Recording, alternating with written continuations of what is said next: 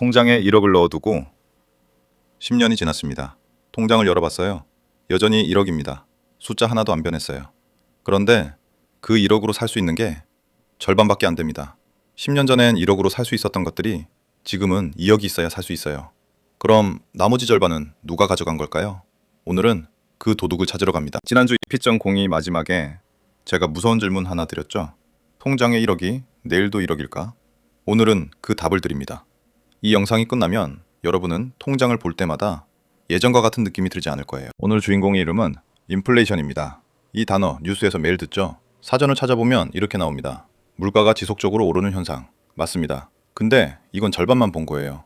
인플레이션을 진짜로 이해하려면 같은 현상을 반대편에서 봐야 합니다. 물가가 오른다는 건 같은 말이지만 정반대 관점에서 보면 화폐의 가치가 떨어진다는 뜻이에요. 이걸 동전의 양면이라고 생각하시면 됩니다. 물건의 가격이 오른 게 아니라 그 물건을 사는 돈이 작아진 거예요. 5,000원짜리 짜장면이 9,000원이 됐다면 짜장면이 비싸진 걸까요? 아니에요. 5,000원이 짜장면 한 그릇어치 가치를 잃은 겁니다. 이 관점의 전환이 오늘 영상의 핵심이에요. 물가가 오른다, 화살표, 내 돈이 작아진다. 같은 사실을 어떻게 보느냐에 따라 행동이 완전히 달라집니다. 이걸 가장 직관적으로 이해하는 방법이 있어요. 돈은 얼음입니다. 한 번 더 말씀드릴게요. 여러분이 가진 돈은 얼음입니다. 얼음의 특징이 뭐죠? 가만히 두면 녹습니다. 여러분이 아무것도 안 해도 시간이 지나면 알아서 작아져요. 돈도 똑같습니다. 통장에 넣어두면 여러분이 아무것도 안 해도 시간이 지날수록 알아서 작아집니다. 매년 평균 2%에서 3%씩, 10년이면 약 30%, 20년이면 거의 절반. 가만히 두기만 했을 뿐인데 처음에 말씀드린 짜장면 이야기로 돌아갈게요. 30년 전 짜장면 한 그릇이 5,000원이었어요. 지금은 9,000원이죠. 여기서 흔히 이렇게 말합니다. 짜장면이 비싸졌네? 근데 진실은 정반대예요. 5,000원이 녹은 겁니다. 30년 전 5,000원짜리 얼음덩어리가 지금은 그 절반 크기가 된 거예요. 짜장면은 그대로인데 돈이 작아진 거죠. 이게 인플레이션의 진짜 모습입니다. 자, 그럼 한 가지 의문이 듭니다. 왜 돈이 녹는 걸까요? 이유는 두 가지입니다. 첫째, 돈 자체가 많아져서.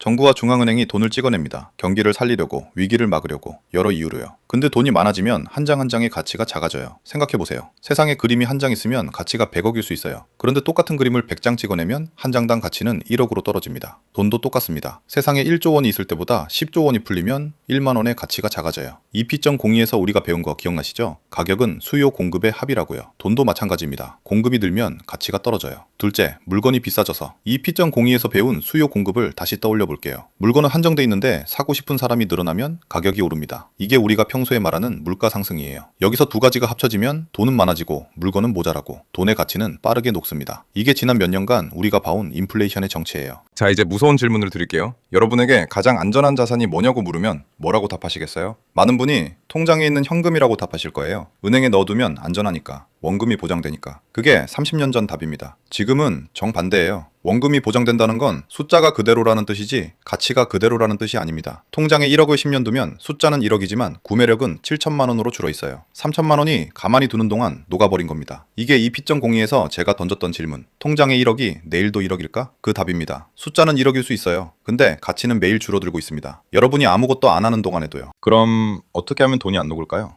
답은 의외로 간단합니다. 얼음을 얼음 상태로 두지 말고 다른 형태로 바꿔야 해요. 부동산, 주식, 금. 이 자산들이 왜 인플레에 강한지 아세요? 이유는 하나입니다. 이것들은 실물에 묶여있기 때문이에요. 부동산은 땅과 건물이라는 실물, 주식은 회사라는 실물, 금은 그 자체로 실물. 화폐가 녹아도 실물은 그대로 있습니다. 땅이 어디로 사라지지 않고 회사가 갑자기 없어지지 않고 금이 녹지 않잖아요. 화폐가 녹아도 실물은 그대로니까 같은 실물을 사려면 더 많은 화폐가 필요해집니다. 그래서 자산 가격이 오르는 거예요. 자산 가격이 올라서 부자가 되는 게 아니라 화폐가 녹는 만큼 자산이 그대로 있어서 상대적으로 자산이 비싸 보이는 거죠. 이게 자산을 가진 사람이 인플레에 강한 이유입니다. 오늘 한 줄로 정리하면 이겁니다.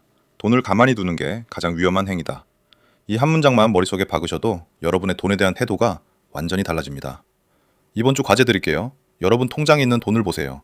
그게 1년 뒤 물가 상승률 3%라고 가정하면 얼마의 가치를 가질지 한번 계산해 보세요. 1억이면 9,700만 원.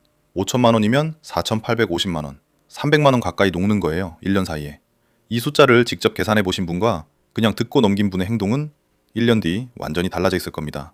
댓글에 여러분의 계산 결과를 한 줄 남겨주세요. 그런데 오늘 영상을 보시면서 한 가지 의문이 드셨을 거예요. 우리나라 돈만 녹고 있는 걸까요? 다른 나라 돈은 어떨까요? 미국 달러는, 일본 엔화는. 나라마다 녹는 속도가 다르다면 그 나라들 사이의 교환 비율, 환율은 어떻게 움직일까요? 다음 주 EP.04에서 그 이야기를 해드리겠습니다. 환율은 왜 움직이는가? 두 통화의 줄다리기. 그럼 다음 영상 여기서 다시 뵙겠습니다.